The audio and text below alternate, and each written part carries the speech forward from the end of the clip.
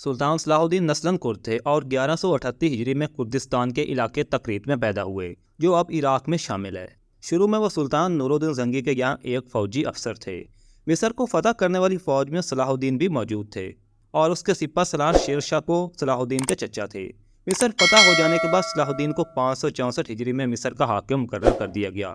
इसी ज़माने में 569 हिजरी में उन्होंने यमन भी फतह कर लिया। नूरुद्दीन जंगी के इंतकाल के बाद सलाहुद्दीन हुक्मरानी पर फैज़ हुए। उनका ज़ाती नाम यूसुफ था। सलाहुद्दीन एक लक़ब एजाज़ी है जिसका मतलब है ईमान की रास्तबाजी। उनका ख़ानदान मुमकिन तौर पर कुर्द नस्ल से तल्लक़ रखता था और वस्ती आर्मीनिया से डबियन गांव में आए थे। वो जिस रवीदिया कबीले से तल्लक़ रखते थे वो उस वक्त तक अरबी बोलने वाली दुनिया में जज़वी तौर पर ज़म हो चुके थे। सलाहुद्दीन के दौर में शेख अब्दुल कादिर गिलानी से ज़्यादा किसी आलिम का असर रसूख नहीं था और सलाहुद्दीन उनसे और उनके शागिर्दों से बहुत ज़्यादा मुतासिर थे। 1132 हिजरी में मुअस्सल के अताबैक ज़िंदगी की शिकस्त खुर्दा फ़ौज ने तकरीत के किले के सामने दरियाए दजला की तरफ से उनकी पसपाई को रोक दिया, जहां सलाहुद्दीन के वालिद नजमुद्दीन अयूब ने वार्डन की हैसियत से खिदमत अंजाम दी। नजमुद्दीन अयूब ने फ़ौज के लिए कश्तियाँ फराहम की और उन्हें तकरीत में पनाह दी। एक साबिक यूनानी गुलाम मुजाहिदुद्दीन बहरोज, जिसे सल्जूकियों की खिदमत के लिए शुमाली बैन अल नहरैन का फ़ौजी गवर्नर मुकर्रर किया गया था, ने जंगी को पनाह देने पर नजमुद्दीन अयूब की सरजनिश की और 1137 में अयूब को तकरीर से जला वतन कर दिया। जब उसके भाई असदुद्दीन शेर कोह ने बहरोज के एक दोस्त को कत्ल कर दिया। बहाउद्दीन इब्न शद्दाद के मुताबिक सलाहुद्दीन की पैदाइश उसी रात हुई थी जब उसके ख़ानदान ने तकरीर छोड़ा था। 1139 हिजरी में अयूब और उसका ख़ानदान मुअस्सल मुंतकिल हो गए, जहाँ अमादुद्दीन जंगी ने उन्हें कबूल किया और अयूब को बालबैक में अपने किले का कमांडर मुकर्रर किया। 1146 हिजरी में जंगी की मौत के बाद उसका बेटा नूरुद्दीन हलब का हाकिम और जंगीनियों का रहनुमा बन गया। सलाहुद्दीन अयूबी दमिश्क से ख़ास लगाव रखते थे, लेकिन उनके इब्तदाई बचपन के बारे में मालूमात बहुत कम हैं। सलाहुद्दीन अयूबी यूक्लिड, अलमाजिस्ट, रियाजी और कानून पर सवालात के जवाबात देने के काबिल थे।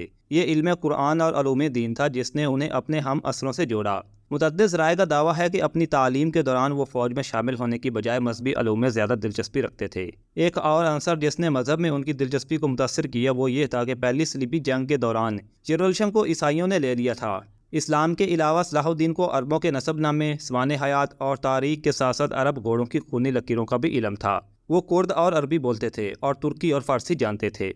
सुल्तान सलाहुद्दीन अयूबी इस्लाम के अजीम जंगजू। तारीख की किताबें आज उनके बहुत से कारनामों और फतूहात की दास्तानों से भरी पड़ी हैं। मुस्लिम दुनिया में सुल्तान सलाहुद्दीन अयूबी एक दलेर, ताकतवर और निडर हुक्मरान गुजरे हैं। मिस्र और शाम के हुक्मरान होने के नाते वो ईसाई दुनिया के खिलाफ अपनी कई जंगों और लड़ाइयों के लिए जाने जाते हैं। ताहम आज की इस वीडियो में हम सलाहुद्दीन अयूबी की बहादुरी और रहमदिली की बात करेंगे। सुल्तान सलाहुद्दीन अयूबी की सलीबियों के खिलाफ जंगें और यरूशलेम पर कब्जा। सुल्तान सलाहुद्दीन अयूबी वो बहादुर और दलेर जंगजू थे जिन्होंने सलीबियों से तवील जंग लड़ी और आखिरकार उन पर काबू पाकर फतह हासिल की। इससे पहले कि उसने यूरोप की मुश्तरका ताकतों को मुकद्दस सरजमीन से पीछे धकेल दिया, दुनिया ने ऐसा दलेर और हमदर्द फातेह नहीं देखा। सलीबी जंगें तारीख की सबसे खूनरेज़ और तवील तरीन जंग का हवाला देती हैं, जिसके दौरान मगरब की ईसाई ताकतों ने एशिया में ताकतों का तख्ता उलटने की कोशिश की। 29 सितंबर को सुल्तान सलाहुद्दीन अयूबी ने नाबलिस कली के साथ कुर्क और शोबक से सलीबी किलों को वापस लेने के लिए दरियाए उर्दन को अबूर किया। गाय ऑफ रिजिगनन के तहत असूली सलीबी ताकत अब सफवर से अल्फोला से मुंतकिल हो चुकी थी। इस तरह सलाहुद्दीन ने इन ताकतों को कमज़ोर करने के लिए 500 जरबों को तैनात किया और ख़ुद ऐन जालूद की तरफ चल पड़ा। ताहम चैल्टन के रिदाल ने वहीरा अहमर पर एक आर्माडा के साथ जवाबी कार्रवाई की। एक आबी गुजरगाह जिसकी सलाहुद्दीन को तवक्को थी कि वो खुली रहेगी, लेकिन उसके बाद उसने 1182 में बैरूत पर हमला करने के लिए 30 गलेलियों का एक आर्माडा इकट्ठा किया। रिनाल्ड ने इस तरह मक्का और मदीना के मुक़द्दस शहरी इलाकों पर हमला करने के लिए कदम उठाया। यरूशलेम पर कब्ज़ा। जुलाई 1137 में सुल्तान सलाहुद्दीन अयूबी ने रियासत यरूशलेम के एक बड़े हिस्से पर कब्ज़ा कर लिया। 4 जुलाई 1137 को हुतैन की जंग में उसने गाय ऑफ लोसीगनान, यरूशलेम के बादशाह कंजवर्ट और तराबलिस के रीमान 3 की मुश्तरका ताकतों का सामना किया और इस जंग में सलीबियों की मुसल्लह अफवाज अमूमन सलाहुद्दीन की फ़ौज के हाथों तबाह हो गई। ये सलीबियों के लिए एक अहम नुकसान और सलीबी जंगों के पूरे वजूद में एक अहम लम्हा था। सलाहुद्दीन ने रिनाल्ड डी चैल्टन को पकड़ लिया और फिर उसे सजाए मौत देने का हकदार ठहराया। सुल्तान सलाहुद्दीन अयूबी की खसूसियात और मीरास। सलाहुद्दीन यूसुफ इब्न अयूब, जिसे मगरबी दुनिया में सलाहुद्दीन के नाम से जाना जाता है, वसी पैमाने पर एक मजबूत बहादुर जंगजू के तौर पर जाना जाता है जो अपने दुश्मनों पर मेहरबान था। सलाहुद्दीन अयूबी दिन में 5 वक्त नमाज पढ़ते थे और उसके साथ हमेशा एक इमाम होता था जो उसकी इमामत करता था।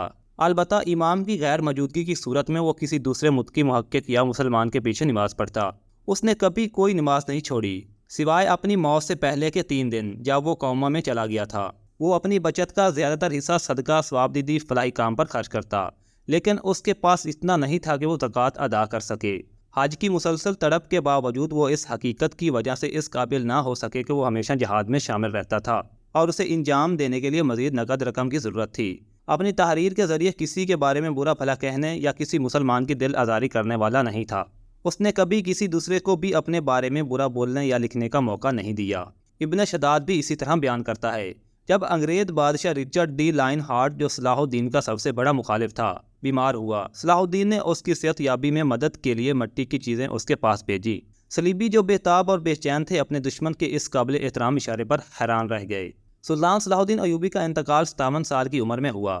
اس وقت ان کے گھر کی مالیت 47 درہم اور 1 دینار تھی، اور اس نے اپنے پیچھے کوئی زمین یا دوسری جائیداد نہیں چھوڑی۔ اللہ تعالیٰ ان کی روح کو آخرت میں جوار رحمت میں جگہ دے اور جنت الفردوس میں اعلیٰ مقام عطا فرمائے، آمین۔ Thanks for watching. اللہ حافظ۔